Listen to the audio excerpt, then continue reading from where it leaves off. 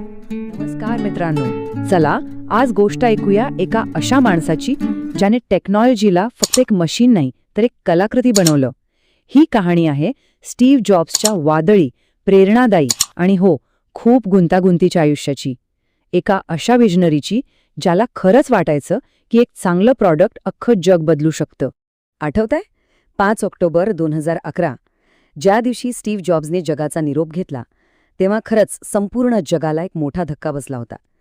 असं वाटलं होतं की जणू रंगमंचावरून एखादा जादूगार आपली सगळ्यात मोठी जादू दाखवून अचानक गायब झालाय. त्याच्या जाण्याने टेक्नॉलॉजीच्या दुनियेत एक अशी पोकळी निर्माण झाली जी आजही जाणवते. चला जरा टाईम मशीनमध्ये बसून मागे जाऊया 70च्या दशकात.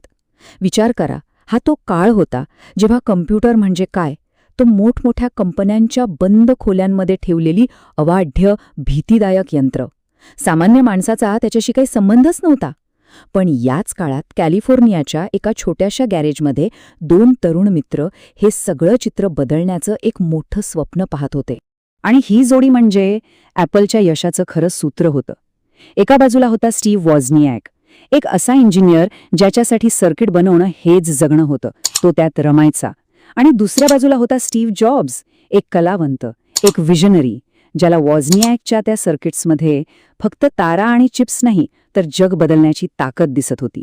त्यांची सुरुवातच झाली एका बंडखोर कामातून. त्यांनी बनवलं ब्लू बॉक्स. हे असे एक डिव्हाइस होतं जे टेलिफोन सिस्टमला हॅक करून फुकटात इंटरनॅशनल कॉल्स लावून द्यायचं. म्हणजे बघा, ही फक्त एक मस्करी नव्हती, तर हा त्यांचा पहिला धडा होता की टेक्नॉलॉजी वापरून मोठ्या सिस्टम्सना चॅलेंज करता येतं. आणि मग जेव्हा स्वतःची कंपनी सुरू करायची वेळ आली, भांडवल कुठून आणणार? तर दोघांनी आपल्या सगळ्यात प्रिय वस्तू विकल्या. हा त्यांच्या स्वप्नांवर लावलेला एक ऑल इन जुगार होता. आणि कामाची सुरुवात कुठून झाली? तर जॉब्सच्या आई-वडिलांच्या गॅरेजमधून. आणि त्याच गॅरेजमध्ये त्यांना त्यांची पहिली मोठी ऑर्डर मिळाली, बाईट शॉप नावाच्या दुकानाकडून तब्बल 50 कम्प्युटर्सची. आता विचार करा, ऑर्डर तर मिळाली, पण खिशात एक पैसा नाही आणि बाजारात कोणी उधार द्यायलाही तयार नाही. हे आव्हान म्हणजे एखाद्या डोंगरासारखं समोर उभं होतं. ॲपल आता हळूहळू यशस्वी होत होतं, पण जॉब्स आता एका नवीनच वेडाने झपाटला गेला होता. झालं असं की झेरॉक्स पार्कमध्ये त्याला भविष्याची एक झलक दिसली आणि तिथून बाहेर पडताना त्याने ठरवलं की कम्प्युटर फक्त कामाचं मशीन असता कामा नये. ते सुंदर असलं पाहिजे आणि वापरण्यासाठी एकदम सोपं असलं पाहिजे. आणि हीच ती क्रांतिकारी आयडिया होती. GUI म्हणजे काय? सोप्या भाषेत सांगायचं तर कम्प्युटरला कमांड देण्यासाठी किचकट कोड टाईप करण्याऐवजी स्क्रीनवरच्या चित्रांवर फक्त क्लिक करायचं, बस. जॉब्सला टेक्नॉलॉजी सगळ्यांसाठी खुली करायची होती, म्हणजे फक्त इंजिनियरसाठी नाही, तर आपल्यासारख्या सामान्य माणसांसाठी, जिथे सगळी कामं फक्त क्लिक करून होतील. पण हे सोपं नव्हतं. त्याचं पहिलं स्वप्न, लिसा कम्प्युटर, बाजारात पत्त्याच्या बंगल्यासारखं कोसळलं. का? कारण त्याची किंमत खूप जास्त होती. इथे जॉब्सला पहिला मोठा धडा मिळाला की फक्त चांगलं तंत्रज्ञान असून चालत नाही, किंमत चुकली की मार्केट तुम्हाला माफ करत नाही. मग त्याने आपलं सगळं लक्ष मॅकिंटॉशवर केंद्रित केलं. पण याच काळात कंपनीत संघर्ष वाढला, विशेषतः जॉन स्कलीसोबत. हा तोच माणूस होता ज्याला जॉब्सने पेप्सीमधून आणलं होतं. काय विचारून? तर तुम्हाला आयुष्यभर साखरेचं पाणी विकायचंय की माझ्यासोबत येऊन जग बदलायचंय? आयरनी बघा, त्याच माणसाशी त्याचा संघर्ष सुरू झाला. आणि मग तो दिवस उजाडला, 1985. स्टीव्ह जॉब्सला त्यानेच सुरू केलेल्या, त्यानेच घडवलेल्या ॲपलमधनं काढून टाकण्यात आलं. विचार करा, स्वतःच्याच राज्यातून हद्दपार. ही त्याच्यासाठी एक खूप मोठी मानहानी होती. पण म्हणतात ना, प्रत्येक मोठ्या कथेमध्ये एक टर्निंग पॉइंट असतो. त्याच्यासाठी हा तोच होता. ह्याच अपयशाने त्याच्या आयुष्यातल्या सगळ्यात मोठ्या पुनरागमनाची स्क्रिप्ट लिहिली. आपल्याच कंपनीतून बाहेर काढलं जाणं हे दुःख खूप मोठं होतं. पण जॉबसाठी हा वनवास एक संधी ठरला. खरं तर ॲपलमध्ये असताना जे धडे तो शिकू शकला नव्हता, ते शिकण्याची हीच वेळ होती. त्यामुळे हा काळ अपयशाचा नव्हता, उलट हा त्याच्या प्रचंड प्रगतीचा काळ होता. या काळात त्याने 2 कंपन्या सुरू केल्या. होती नेक्स्ट. तिचे कम्प्युटर्स खरंच काळाच्या खूप पुढे होते, पण इतके महाग होते की ते बाजारात चालले नाहीत. पण दुसरीकडे त्याने एक छोटीशी ग्राफिक्स कंपनी विकत घेतली आणि तिचं नाव ठेवलं पिक्सार. आणि इथेच जॉब्स बदलला. इथे तो शिकला की क्रिएटिव्ह लोकांना हुकूम देऊन नाही, तर त्यांना स्वातंत्र्य देऊन काम करून घ्यावं लागतं. आणि मग काय? याच पिक्सारने टॉय स्टोरी बनून इतिहास घडवला. जॉब्स पुन्हा एकदा एक विजनरी लीडर म्हणून जगासमोर आला. आता बघा सीन कसा होता. एकीकडे पिक्सारमुळे जॉब्स यशाच्या शिखरावर होता आणि दुसरीकडे त्याच्याशिवाय ॲपल जवळजवळ दिवाळखोरीत निघालं होतं. आणि मग इतिहासाने एक असं काही वळण घेतलं की ॲपलला स्वतःला वाचवण्यासाठी चक्क जॉब्सची नेक्स्ट कंपनीच विकत घ्यावी लागली. आणि या डीलसोबतच स्टीव्ह जॉब्स एका सल्लागाराच्या भूमिकेत आपल्याच घरी परतला. The king was back. आणि परत येताच त्याने सगळ्यात आधी कंपनीचा चेहरा मोहराच बदलून टाकला. थिंक डिफरंट ही फक्त एक जाहिरात नव्हती मित्रांनो, ती कंपनीची नवी ओळख होती, नवी फिलॉसॉफी होती.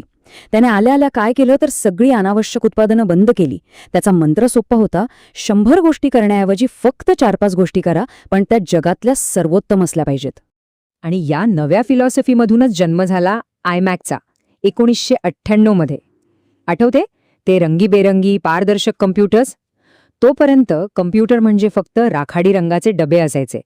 आयमॅक म्हणजे जणू त्या बेचव दुनियेत रंगांचा आणि उत्साहाचा एक स्फोट होता. त्याने जगाला दाखवून दिलं की लोकांना फक्त स्पीड नाही तर सौंदर्यही हवं असतं. पण ही तर फक्त सुरुवात होती.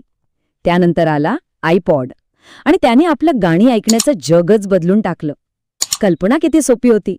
तुमच्या खिशात हजारो गाणी, बस या एका साध्या वाक्याने आणि त्या छोट्याशा डिव्हाइसने अख्ख्या म्युझिक इंडस्ट्रीला गुडघे टेकायला लावले आणि ॲपलला पुन्हा एकदा यशाच्या शिखरावर पोचवलं.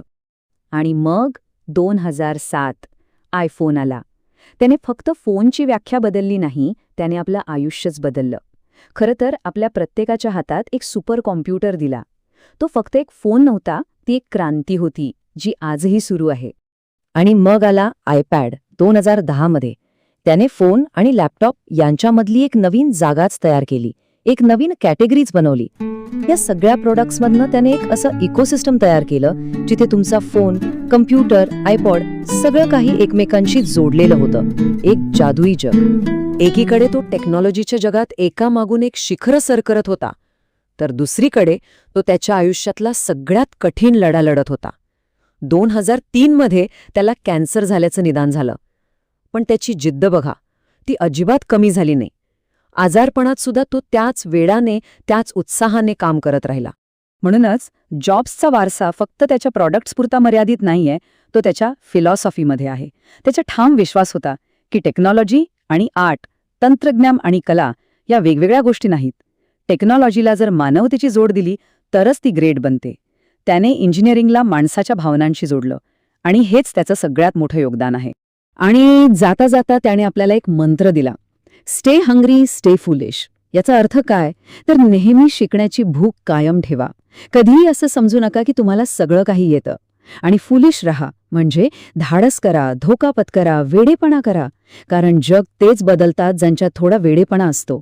हा संदेश आजही लाखो लोकांना प्रेरणा देतो. शेवटी स्टीव्ह जॉब्सचं आयुष्य आपल्याला काय शिकवतं तर ध्येय, वेडेपणा, अपयशातून पुन्हा उभं राहण्याची ताकद आणि आपल्या कामावर असलेली प्रचंड श्रद्धा. या गोष्टी असतील तर एक व्यक्तीसुद्धा हे जग बदलू शकते. आपल्या प्रत्येकाच्या मनात कुठेतरी एक क्रेझी आयडिया असते. प्रश्न फक्त एकच आहे, ती सत्यात उतरवण्याची हिंमत आपल्यात आहे का? धन्यवाद.